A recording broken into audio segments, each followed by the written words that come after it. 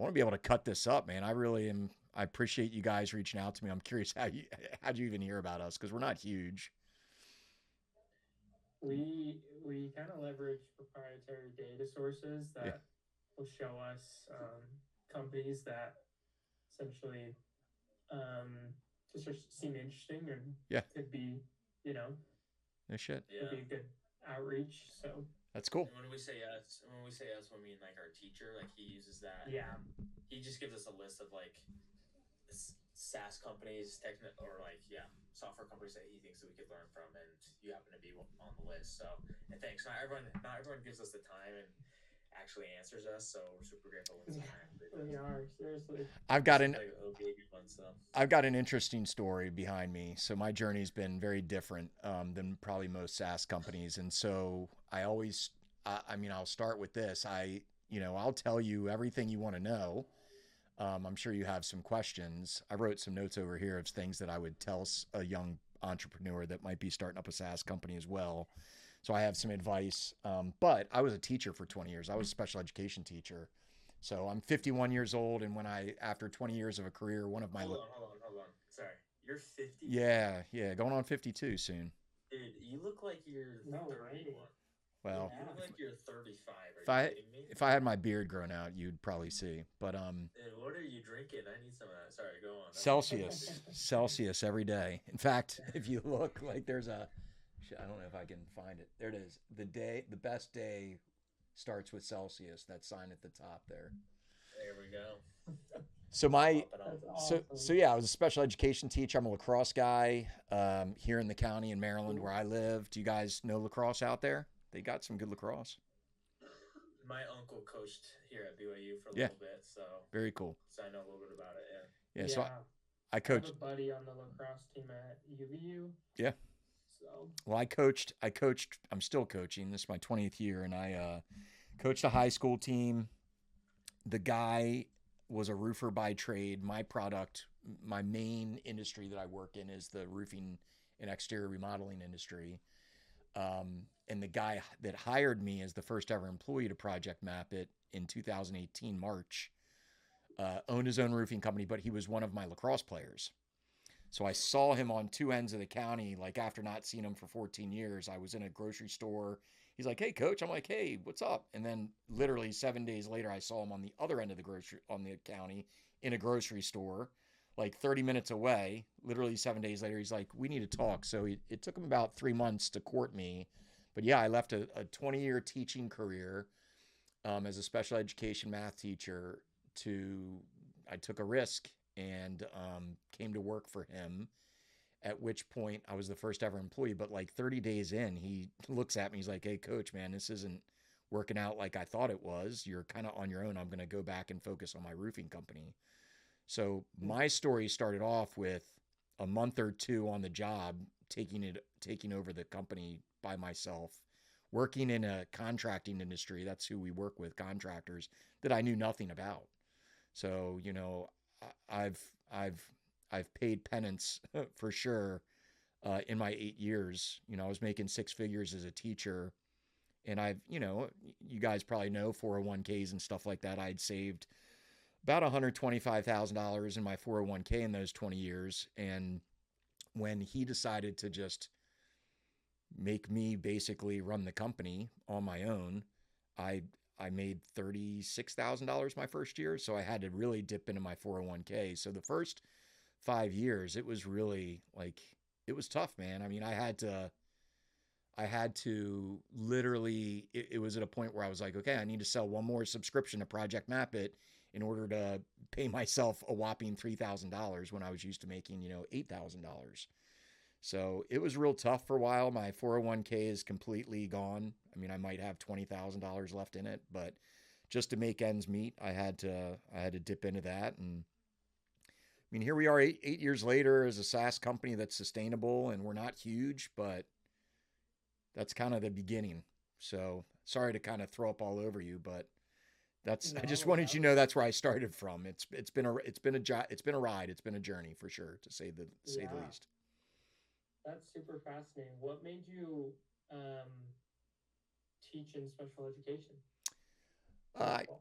so one of the things I have in my notes is like if you're going to run any company, not just a SaaS company, but you have to find your superpower, and that's not just you as Mhm. the owner or the entrepreneur. It's the people you hire, and sometimes you hire them for a certain position, but you realize their superpower is something else, and then you change them into another position. So the idea is, in a small company like mine, we have eight people in our company. It's about finding each person's superpower and getting them to leverage that to the best of their ability to help run the company, right? So my superpower is I'm a people person. I've always been a people person ever since I was a little kid. I liked being around people. There's, a good 3 years worth of therapy I've had over the last 3 years, realizing why I needed that attention and why I liked attention from people. But I'd like to say I'm a pretty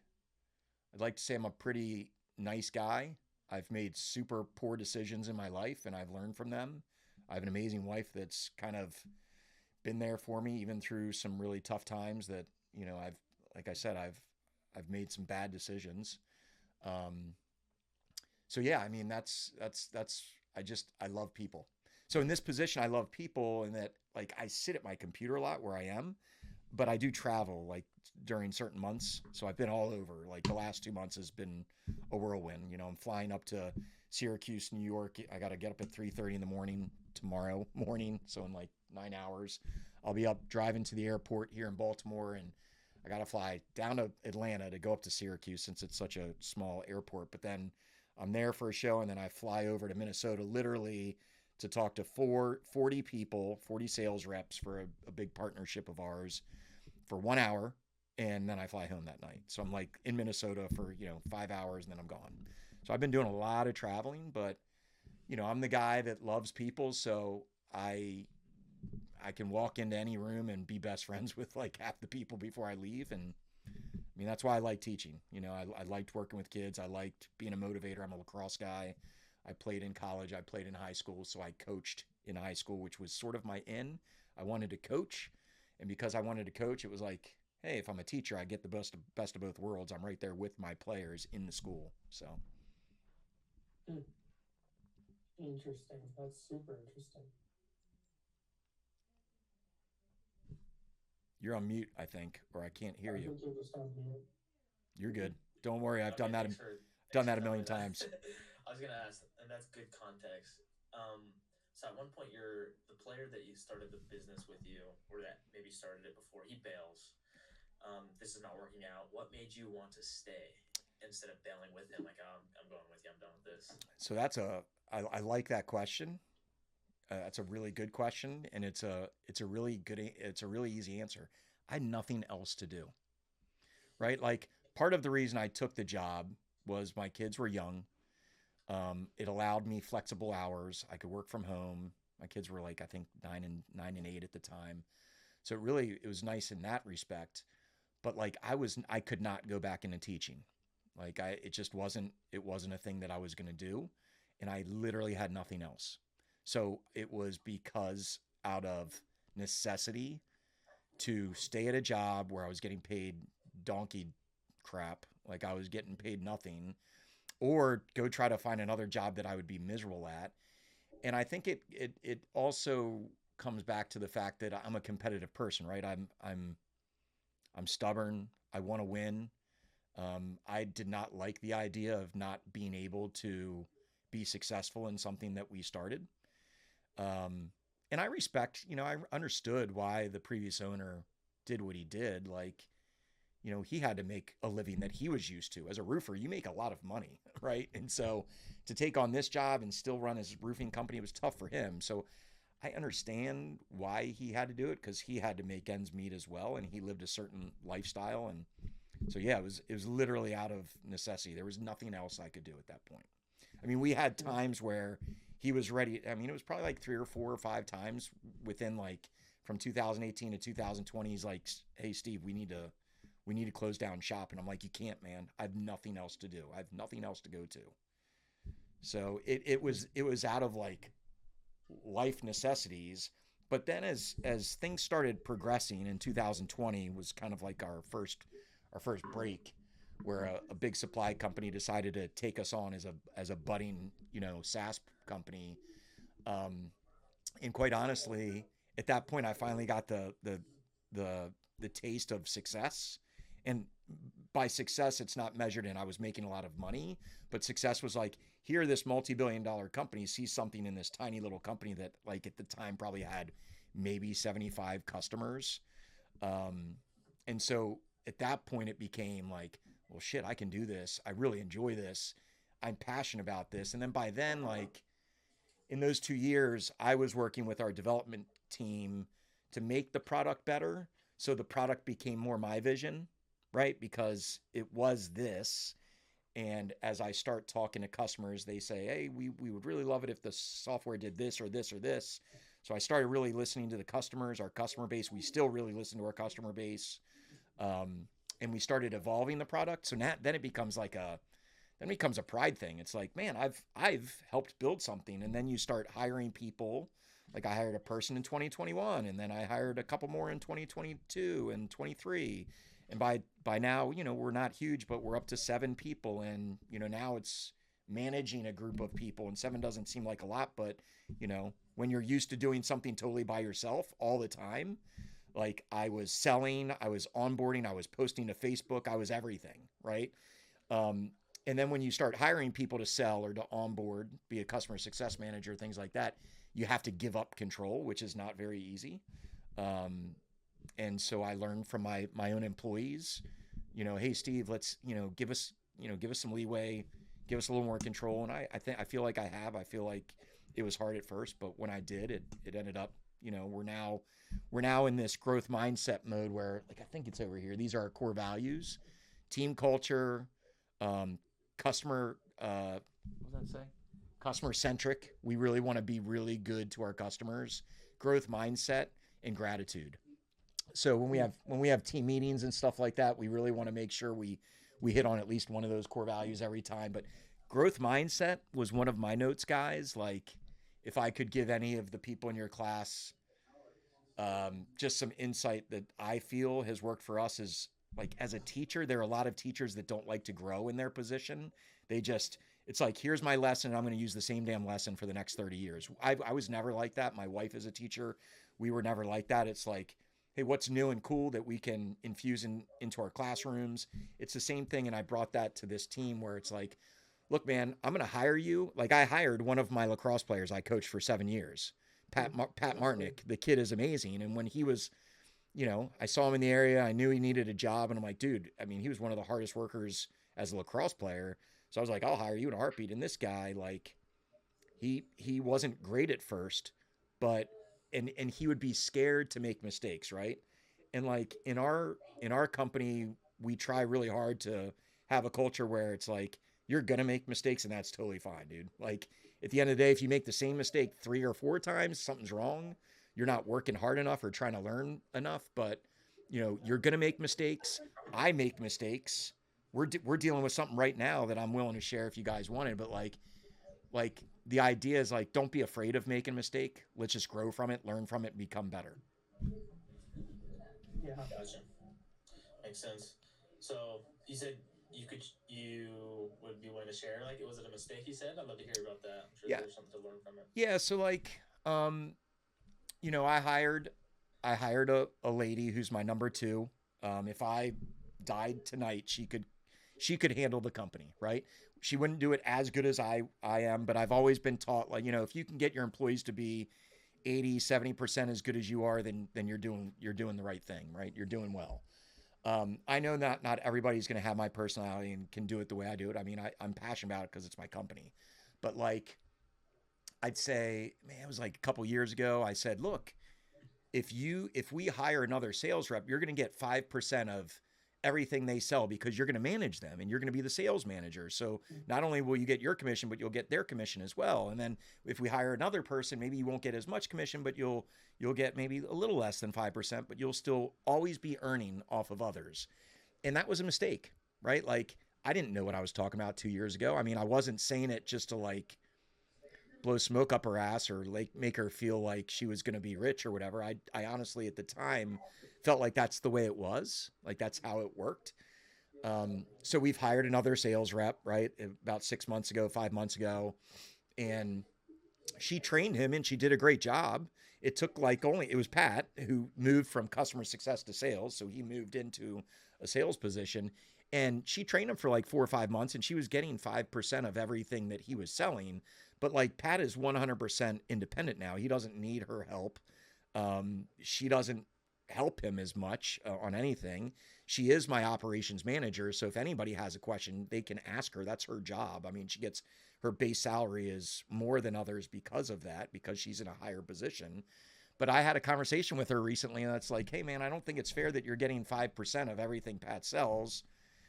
At the end of the day, it's like you're not helping him anymore. You're not managing him. You're not training him. He's doing it independently. And she didn't like that, and I had to say, you're right. Like, I apologize. Like, I was wrong when I told you that. But like today, the three of us got on a call. We figured out some stuff, and I think everybody, again, I think it's because of our culture. Like, we understand we're a small company. We're growing. We're gonna like realize we have to get things in place. Like, we never had written down like commission. Like, well, that's not true. We have commission, like basic commission down, but not like when they're 2 sales reps. I've always only just had 1. So it's like growing, again, I need to have a mentor. I need to have a coach. I don't really have a SaaS coach, and you should. I've always just learned from people, and I'm a sponge, but like, I can tell you like probably 50% of what I'm doing is probably not the right way to do it. I think we do it fairly. I think we're fair in the company. I think if you asked any employee, they'd say, yeah, I mean, I love working at Project Map It. But yeah, I mean, I'm a fucking special ed teacher for 20 years. I don't know 100% of the business world. Trust me, I'm learning. And I think I'm pretty good at it, but there's certainly mistakes I'm going to make. And I think all of us understand that and respect that. Yeah, for sure. As you've seen the growth in the company, starting with you to now, you said 7 employees, Yeah. if I'm not mistaken. How has the vision kind of changed going forward? I mean, other than sales, and what else has changed? Well, the vision now, we have like so as a software company, you're always looking to align yourself with either other software companies that can fit in the same tech stack. So if I'm a contractor, let's just say roofer. If I'm a roofer, I might use Project Map It, but I need a CRM. I need like a finance company to run my business. I need a supply company to be able to deliver roofing material to houses. So there are these tech stacks. And so for a SaaS company like myself in the contracting industry, I need to align myself with other SaaS companies, right? Or other big entities that work with the people we work with, i.e. contractors.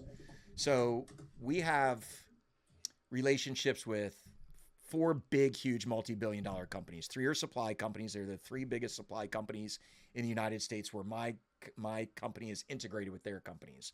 So we work with companies called ABC Supply, SRS Distribution, and QXO. 3 of the biggest supply companies for roofing and exterior remodelers. So the vision now is like, okay, I have these huge partnerships. We also have a big partnership with a roofing and siding manufacturer called Certainteed. How can I now leverage those partnerships to bring in a lot of business for us, right? And so it takes a while. So the vision now is 100% like, let's grow. Let's exponentially grow. We've grown linear by like between 35 and 48% over the last 5 years. So we've grown every year, but it's been like this steady growth. And I want that hockey stick growth. I want to go exponential. So the vision now is like, let's get tons of subscribers. Let's work relationships with partnerships that will bring us in tons of subscribers. So it's now trying to figure out what that relationship might look like if we grow a deeper, meaningful relationship with those big, huge companies. So my vision has changed, right? I do less selling. I've now trained, and Perla has helped trained up our entire staff. So we have the people that make our maps, our onboarding specialists, they're locked in, they're perfect. They can do it on their own. My customer success team is like 80-90% of the way there. They're rocking and rolling, they're kicking butt. My sales team knows how to sell. They're closing at like 60%, whatever. So that now I can like start to use my time that used to be allotted to training all of those different positions to really growing the company and working the big relationships. And then ultimately an exit for us would probably be, what we would like to do is sell. We're at a point in our company where 2-3 years from now, we do believe that somebody is going to want to buy us for, millions of dollars, which is my exit. Yeah, for sure. To get to that point, to sell in 2 to 3 years, what do you envision? Do you envision just same marketing strategy, or what's been working? If we can land a couple big players, we'll be able to put a little bit more money towards our engineering team. We have one coder, so like we're kind of strapped, right? We have a laundry list of things we want to do, but we have one coder. Something to keep in mind: we've never taken on VC, so we've never gotten we've been offered money, but again, I'm too dumb to know what that looks like and how to do it. I've gone through the process. I've had some meetings with some companies. Most companies want to see at least a $2 million revenue. We're not quite there. We're really close. $2 to $3 million revenue before they come in. But honestly, I'll tell you this, and I think this is good. And then you gotta remember what your actual question was for me. Sorry, I go off on tangents, but we have a competitor, right? I won't name them. There are only two of us. I mean, there's 200,000 contractors in the United States. There's plenty to go around. I have no problem with my competitor. I wish them the best, but they did get VC, right? They've gotten, $2 million Series A. They've gotten $5 million. They're growing. They probably have 200 people in their company. They have a huge SDR team, sales development team, where, cold calling and things like that. And it's hard to compete with a company like that. I feel like our product is very competitive and good, but we always agreed to just grow organically. We have 5 total partners. I'm the forward-facing partner. We have 2 silent partners that don't do anything. They've given us a little bit of money, not a lot of money, just enough to buy out the old owner. He's no longer with us since 2020.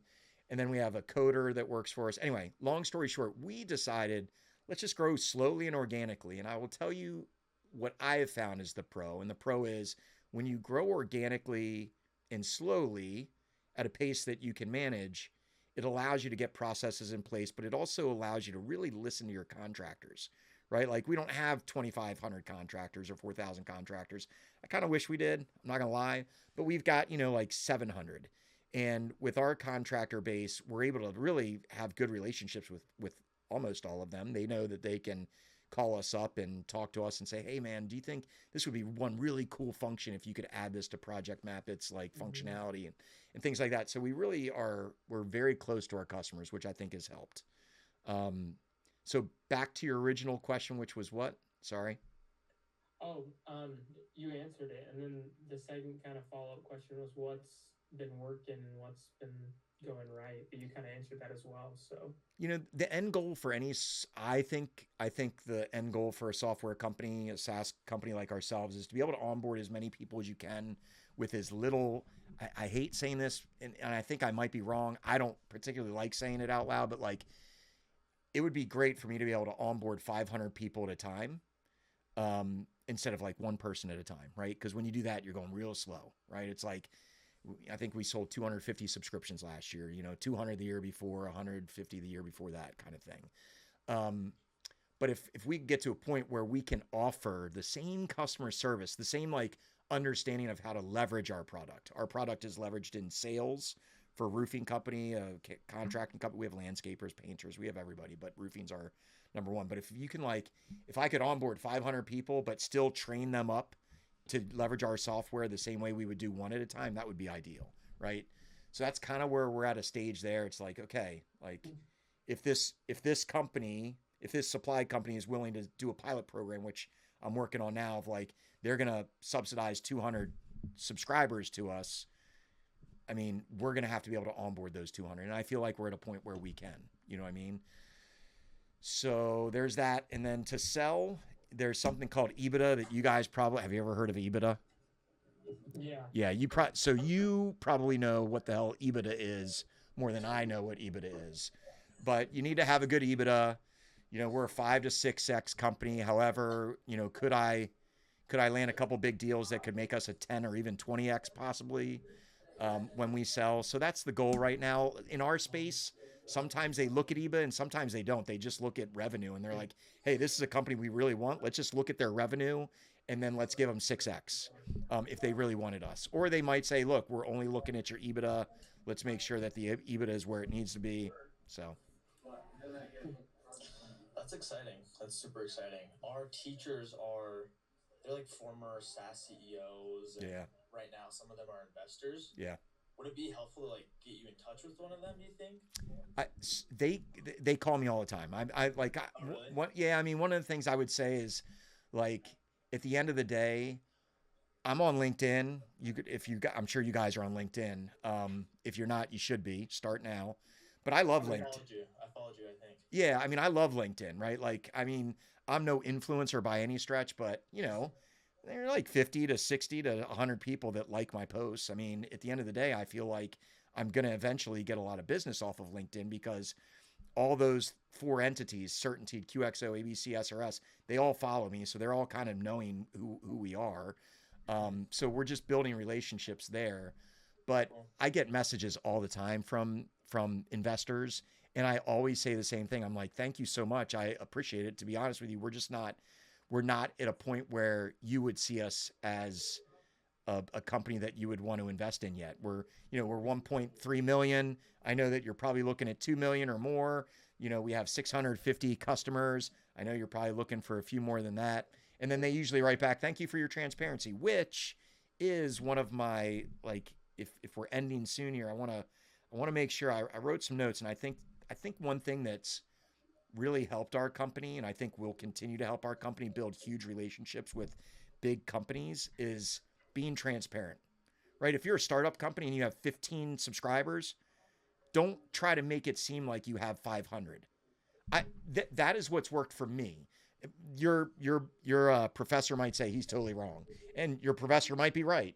But I've learned, like, if you're just honest with people, people really appreciate the hell out of that. My previous boss, the guy that started it, was like, hey, you need to make it seem like we have thousands of customers. And that just didn't sit well with me. I don't like that gray area of lying to other companies that I'm trying to do business with. Ultimately, I want them to know, like, hey, I'm going to be honest and transparent with you. When I do that, most people really love that. And then when we try to sell, we aren't like, we have our, I've heard from our competitors, from people that use our competitors, and are like, yeah, they're super pushy in sales. And we don't. We literally will tell people, like, look, we're not pushy at all. So if you're not interested and don't see the value in Project Map, that's okay. Just let us know. Like, just be transparent with us. Like, we're being transparent with you. You know, we're not for everybody, and we'll turn people down. Like, if it's a person that doesn't use technology at all and we can tell, we're like, we might not be the right software for you. So, like, being transparent to me has gotten me very, very far. And then because we're so small, I could have had relationships with like 5 or 6 different manufacturers in the roofing and siding space, but I chose to have one, and I'm like an exclusive partner with Certainteed. And I always thought to myself, being small, for me, again, your professor might say that dude is wrong. This is what not to say as an entrepreneur or a software, CEO. But like, for me, at the time, at least, it was like, I have a 2-year contract, with a company, and I'd rather focus all my attention on that manufacturer and put my loyalty to them instead of trying to spread myself thin and my company thin by having to massage 5 different manufacturing companies that we're trying to build relationships with. It's like, if I can put all my energy into this company that seems very loyal to me right now, let me just do that and get the best bang for my buck and build a really good relationship, as opposed to spread myself thin and not having a good relationship with 5 manufacturers because I'm too small to have the bandwidth for that. Does that make sense? It does. Yeah. I love that. It seems like you're very outward focused. 100%. Which I think is awesome. 100%. That's great. Is there any other, like, you mentioned you had some notes. Is there any other big, like, takeaways and pieces of advice you'd have for us? Yeah, I mean, it was like, I said all of them. The one thing I would say, like, pay your first employees as a startup company, pay them well, right? Like, treat them well, give them a good base salary and a commission if you're doing a hybrid model like that. I've always said it, like if I lost Perla, my number 2, if she decided to go somewhere else, I would have to hire 2 of her, right? So I'm going to pay her a little bit more than not from what she's worth. She's probably worth twice as much as what I'm paying her, but like by being able to pay her more and showing her that she's important to the company, I think it keeps our employees here. We haven't lost. I've had to fire 1 employee and that's it. Everybody else has stayed because I think they just know that we try to take care of them. Like I have 1 employee where I as a small company, I can't offer health insurance unless you have like 3 or 4 people needing health insurance. And I just don't have that. So like, I just raised her salary to help cover the cost of her monthly insurance. She's got 5 kids. Like I want to take care of her. So like treat your initial employees really well. If you can, if you have the money to, and then, there is this whole work-life balance, like work personal life balance. And I got to be honest with you, I'm not good at it. I work really hard. I work probably 7 days a week. But I've talked to other CEOs that are trying to do a startup and I don't think they do have my work ethic. And because of that, I think they're going to fail and they have failed, right? Like I have a 15 and 16-year-old. I have two kids, 15 and 16, and I have a wife of 20 years, going on 20 years. We're at 19 now. I wake up real early, but I also go to bed early. So I'll be in bed at like 8:30 or 9:30. But like this morning, I was up at 3:30 working. And I'm not saying that's the healthiest thing, but like a lot of times I'll put in like 4 or 5 hours before my team even starts the day at 9 o'clock. And what I have found is as the person that runs the company is it's the only time I have to myself. So I actually get a lot of shit done. Because once the work day starts, my email starts popping up like with a ton of emails that I got to handle. My employees are coming to me with questions. So like whatever I had on my plate, unless it's on my Google Calendar, any space that was open on my plate usually tends to get filled up by my emails and by my calendar, my employees needing questions. So I work early in the morning. On the weekends, I'll try to wake up early and I'll work from like 5 to 8 or 9. That way, when the family wakes up, I usually have the day with them. So the work-life balance is pretty tough. I'm not gonna lie, but it's worth it at the end. I mean, I'm very passionate about my product. I want it to be successful. So I'm willing to do what it takes to be successful. Gotcha. When you are with your family, be intentional. That's what I'd say. Sorry, go ahead. I didn't mean to interrupt you, David. What'd you say? No, you're all good. You really, I feel like for the most part, answered all our questions. Cool. I mean, it's good to hear kind of how you started Yeah. from special education to, now owning a potentially valuable SaaS company, It's been awesome to hear about your journey. So thank you. And I'd say fingers crossed, but universal language, you got to stay positive. So yes, we will be successful. We will either sell or we will be super successful just growing as a company. Read your books. I would say read books. I have a mastermind group that I work with every Friday from 8 to 9 in the morning. I have a lot of books up here that I've read over time. I can certainly send you guys some of those books if you feel like it. We're right now we're reading Buy Back Your Time by Dan Martell. It's a very good book. I heard about that. It's a good book. Yeah, in fact, he's a SaaS leader. So I wouldn't be surprised if your professor knows Dan Martell. So cool, man. Interesting. I appreciate it. I really do. I don't know, when you guys ask, I'm like, shit, this sounds pretty cool. I've never been asked to like talk to somebody.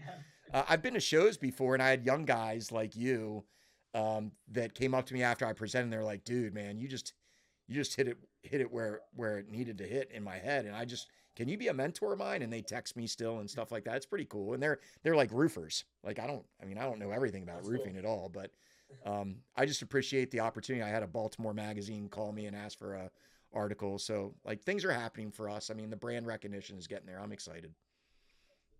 Cool. Yeah, Cool. it really. Well, hopefully, sorry, David, go ahead. No, you're good. I Sorry. was just gonna say, hopefully we can keep in touch and we'll be looking for a project map it, and so that's awesome. Yeah, I mean, Thanks so much for your time today. I'm here for you guys. So feel free to text or email anytime. I can give you my cell phone at some point as well. And then I'll cut this film up a little bit. So I'll put you guys on LinkedIn and I'll probably put this whole interview up on YouTube, on our YouTube page, if that's okay. Of course, yeah. Cool. Yeah. Looking forward to it. Well, thank you guys. I really appreciate the Thanks, opportunity. Steven. Best of luck. Thank you. Have a great rest of your day. Thank you, sir. Take care. Bye bye. See ya. Take care. Yeah. Bye.